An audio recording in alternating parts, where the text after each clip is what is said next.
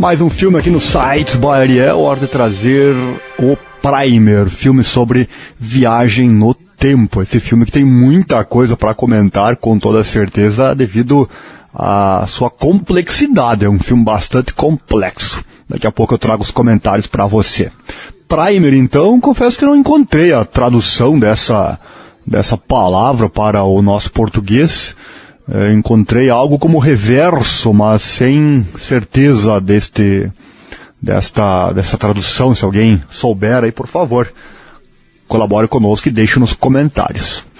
O filme, na verdade, não foi, pelo que eu percebi aqui, não foi nem traduzido para o português, ficou lá nos Estados Unidos mesmo e ficou apenas legendado, não tem a questão da dublagem. Que bom, né? Quem é fã de filme original, tenho certeza que entende a minha ironia, não é verdade? Bom, dito isso, Primer, vamos começar com a sinopse dele. Dois engenheiros, o Aaron e o Abe, suplementam seus dias de empregos com projetos de tecnologia empresarial, trabalhando fora da garagem de Aaron.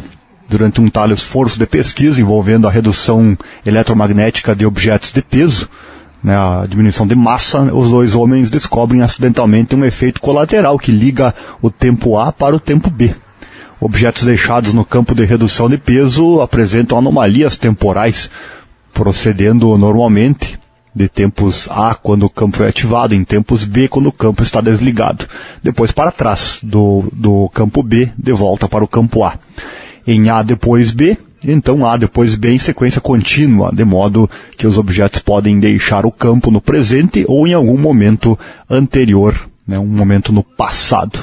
Tá complicado, amigo ouvinte? Mas é isso mesmo, esse é o objetivo. Já vou te explicar.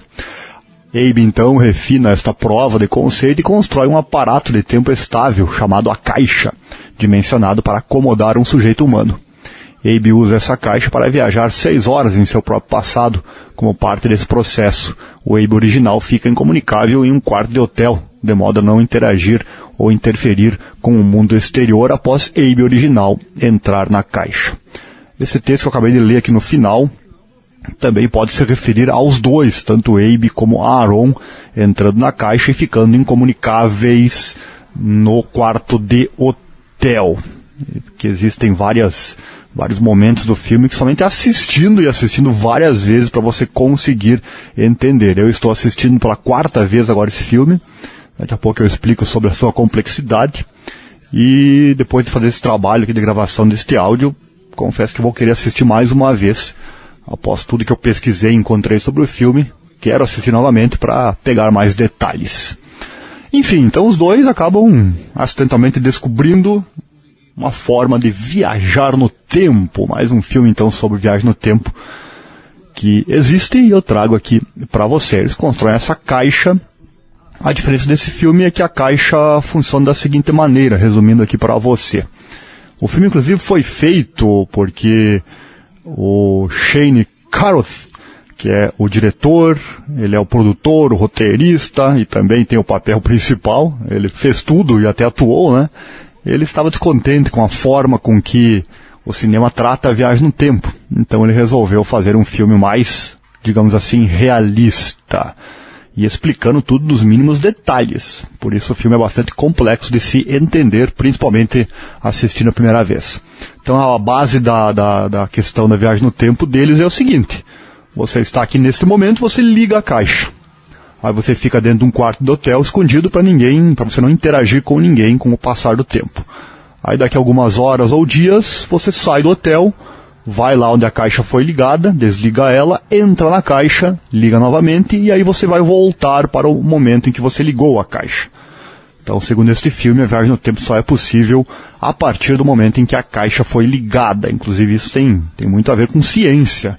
Existe essa teoria, se a viagem do tempo fosse possível, só seria possível a partir até o momento em que o artefato do tempo foi ligado. Então é exatamente isso que eles contam aqui nesta história de viagem no tempo. Essa história é diferente do que vemos, por exemplo, no filme De Volta para o Futuro, onde você vai no painel e digita o ano, o dia, o ano e o mês, a hora, inclusive, do momento que você quer partir.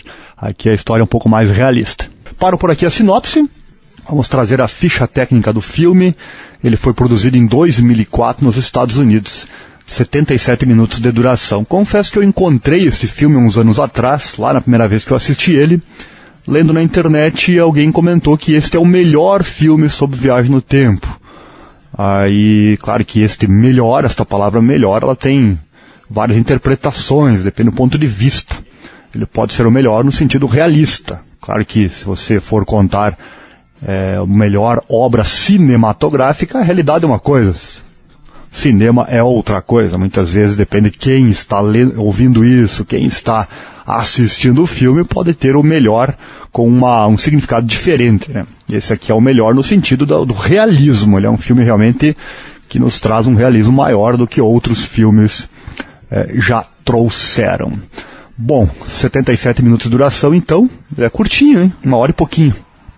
Mas assistindo realmente parece longo, porque pela complexidade, realmente, essa é a palavra do filme. Direção, então, do Shane Carruth. Como eu disse, ele é o diretor, produtor, roteirista e também participa no elenco junto com o David Sullivan, no papel principal. Gênero drama, thriller e ficção científica. Foi lançado em 8 de outubro de 2004, lá nos Estados Unidos, idioma inglês. Como eu disse, não achei ele dublado. Orçamento, olha só que interessante, $7 mil.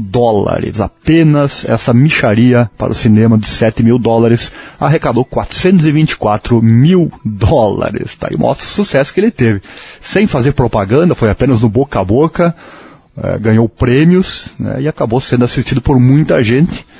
Só 424 mil, você pode pensar, mas é um filme que não teve mídia ao seu lado. Ele cresceu sozinho, no boca a boca, como eu disse. Foi um enorme sucesso aqui nessa área. Enorme, levando em conta, então, o seu orçamento super limitado. Vamos trazer, antes dos pontos negativos e positivos, vou trazer aqui alguns comentários sobre o filme. Ele é um desafio cinematográfico para você. Você que está ouvindo este áudio e está pensando em assistir o filme, é o seguinte: você não é um filme que você vai ficar conversando com o namorado, a namorada, não vai ficar desatento, você precisa ficar atento do começo ao fim, não dá nem para comer pipoca. Se você mastigar uma pipoca, você não vai conseguir escutar o áudio. Tá certo? Porque o filme não te dá descanso, é do começo ao fim, você tem que ficar atento para poder entender. E eu já te digo de antemão, você não vai entender o filme na primeira vez, nem na segunda, talvez não na terceira. Eu estou na 4ª vez já assistindo e quero assistir a 5ª e vou assistir a 5ª para conseguir entender outras coisas que eu li aqui sobre ele, que eu pesquisei. Inclusive eu vou fazer nesse filme que eu não fiz em nenhum outro. Já estamos aqui próximos a 100 filmes contados aqui no site. Lembrando que todos eles você encontra em www.divulgueconosco.com.br. Basta pesquisar lá Filmes by Ariel. Nesse filme eu vou deixar abaixo perguntas e respostas sobre este filme. E também vou deixar abaixo 25 paradoxos sobre a viagem no tempo. Se a viagem no tempo fosse possível, existem 25 paradoxos que eu listei aqui. Eu conhecia menos que 25 antes de pesquisar, e realmente são 25 paradoxos bem interessantes. O que é um paradoxo? Vou citar o mais comum de todos.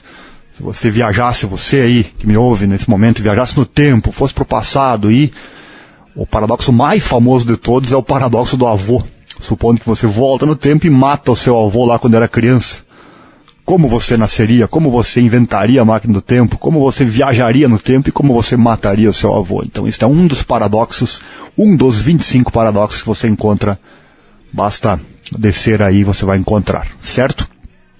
Então tá aí, o filme esse é um desafio cinematográfico. Dizem que o diretor aí, o Shane, ele estava incomodado com a forma superficial que o cinema trata a viagem no tempo. Aí ele ficou com esse projeto guardado desde a faculdade, junto com a poupança dele, $7 mil, que é o que ele tinha, para fazer um filme mais realista. E realmente, realista, ele é igualmente proporcional ao realismo à sua complexidade, tá certo? Já aviso você, se você quer assistir um filme como passatempo, você nem assista esse. Agora, se você quer assistir um filme para aprender alguma coisa, para usar seu cérebro, pode ter certeza que esse filme faz o seu cérebro aumentar até de tamanho, digamos assim, porque você vai pensar muito. Realmente é um desafio espetacular para quem gosta de cinema e gosta de pensar sobre o que está acontecendo, certo? Mais um comentário do filme. O que eu falei antes sobre a questão dos $7.000, ele usou apenas $7.000 nesse filme, inclusive ele pensou em desistir várias vezes, porque ele fez tudo sozinho, né? Fazia a gravação, depois precisa editar, precisa todos os termos técnicos do cinema que eu nem entendo, né? A questão da cor, a questão da conversão, enfim, tem vários momentos aí que não é só gravar e tá pronto, né? Você tem muito trabalho a fazer, ele fez tudo sozinho, ele pensou inclusive em desistir em vários momentos. Sorte nossa que isso não aconteceu, não é verdade? Ele deve ter voltado no tempo e dito para o seu eu do passado, continua o trabalho, porque vai ter um sucesso. Esse filme inclusive foi gravado com amigos e familiares dele. Ele utilizou para não gastar também, não tinha como gastar com atores. Outro ponto interessante, que eu não vou citar como negativo nem positivo, apenas comentário, pontos que fazem você pensar sobre as possibilidades de uma viagem no tempo. Tenho certeza, o ser humano, ele sempre diz que ele não deu certo, né? O ser humano, a primeira coisa que iria pensar, a maioria das pessoas pensa já em ganhar dinheiro, né? Você volta no tempo com o resultado da loteria, por exemplo, ou das ações da Bolsa de Valores, como acontece no filme, você vai lá e joga, ou você vai lá e investe naquela ação que vai lhe render muito dinheiro, né? Infelizmente é o primeiro pensamento que o ser humano tem, ganhar dinheiro, né? E aqui no filme não é diferente. Então, esse filme faz você pensar sobre as diversas probabilidades. No filme Efeito Borboleta, que eu trouxe também aqui no site, eu comentei bastante sobre isso. Não vou repetir o mesmo item, você procure no site, você vai encontrar, tem os 3 filmes lá, trilogia Efeito Borboleta, em que eu comento as inúmeras possibilidades e os inúmeros problemas que, se fosse possível viajar no tempo, cientistas dizem que talvez um dia seja, todos os problemas que podem chegar. Aí tem uma questão no filme que ele fala, né? Eu gostaria de dar um soco no meu chefe para sentir a sensação e depois eu volto e não faço mais. Interessante. As possibilidades, então, da viagem no tempo. A questão da complexidade, que eu vou citar daqui a pouco para encerrar os comentários, se refere ao fato, o filme não é didático, ele não é voltado para a formatação didática, como é comum nos filmes, na maioria deles pelo menos. Parece que o diretor não se preocupou com isso. A preocupação principal dele é a questão técnica.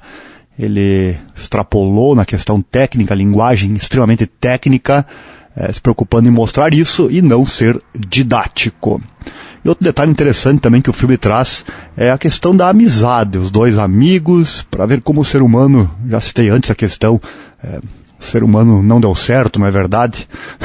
O ser humano realmente é muito complicado. A amizade espetacular dos dois, especial dos dois, e quando surge a máquina do tempo, os dois se mostram egoístas, os dois, ambos ludibriam, digamos assim, o outro, cada um criando a sua máquina separada para poder ele dominar a situação, e no fim até a amizade deles acaba sendo destruída. Isso é bem mostrado também aqui neste filme Primer. Mais um comentário, questão que eu disse aí sobre a complexidade do filme. Todo filme sobre viagem no tempo é complexo, não adianta, todos eles são complexos, complicados, confusos, estranhos, mas Primer nos surpreende. Esse consegue ser o mais complexo de todos, me arrisco a dizer. Certo, trazido esses comentários, vamos aos pontos negativos e positivos. Eu vou trazer 2, um de cada. Um ponto positivo e um ponto negativo. Ponto positivo desse filme... vou trazer 2, me lembrei de mais um agora. Um outro ponto positivo, a questão do realismo dele. Isso é um ponto positivo que eu vou deixar destacado aqui, só para que os pontos positivos vençam os pontos negativos, 2-1. Então o realismo do filme é um ponto positivo. E o outro que eu já tinha assinalado aqui, a questão do desafio. Filme, para quem não gosta de desafio, pode ser um ponto negativo. Eu gosto de desafio, então, para mim, é um ponto positivo deste filme. Você é desafiado a entender. Você não pode nem respirar direito durante o filme, porque se você respirar, você perde um momento, certo? Ponto negativo também é ambíguo, a linguagem deles é muito rápida, muito difícil de entender, então Vou colocar aqui como negativo para aquelas pessoas que não vão nem assistir o filme porque eu já disse que é difícil. Então, para essas pessoas, a linguagem ela é um ponto negativo. Para quem, como eu disse antes, gosta de ser desafiado, pode até ser um ponto positivo. Certo? Já falei bastante. Já durou 13 minutos esse áudio, acho que é o recorde de todos aqui do site. Vamos encerrar com a nota, fiquei bastante pensativo. Esse é um momento difícil, né? Dar nota para um filme. Lembrando que aqui eu sempre trago a nota de acordo com o que eu achei do filme, se ele me prendeu à tela. Eu ia dar 5 estrelas para ele, mas como o critério aqui é o fato dele me prender à tela, me fazer assistir, já que eu já assisti 4 vezes e quero assistir a quinta, meu amigo, não tem como não dar nota menor do que 6 estrelas, na verdade. O filme que faz você assistir 6 vezes é porque ele é muito bom. Vou repetir a palavra: espetacular. Primer 2004, assista se você se enquadrar no quesito desafio, tá certo? Um abraço, até a próxima.